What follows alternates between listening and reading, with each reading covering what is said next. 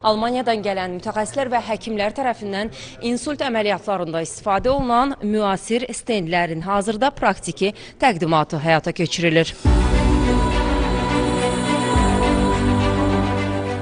İnsult əməliyyatlarında yeniliyə imza atılır. Bu əməliyyatlarda süni intellektlə təchiz olunmuş biotibi mühəndislik texnologiyaları tətbiq olunur.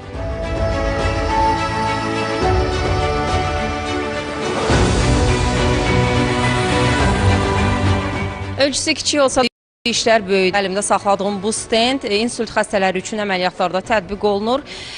Almaniyada artıq xəstələr üzərində tətbiqi start götürüb.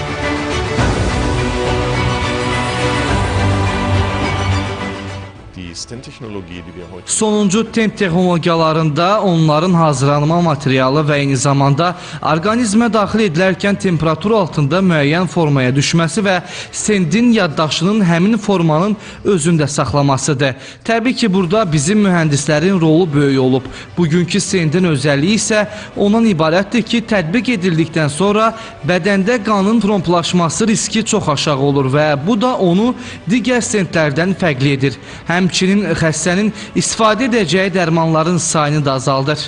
Beyin cərrahiyyəsində artıq müasir texnologiyadan istifadəyə üstünlük veriləcək. Bu əməliyyatlarda yeni nəsil aspirasiya katetrindən istifadə olunacaq. Yenilik, qanla təmasa daxil olan kimi insanın orqanizminə lazım olan formanı ala bilməsidir.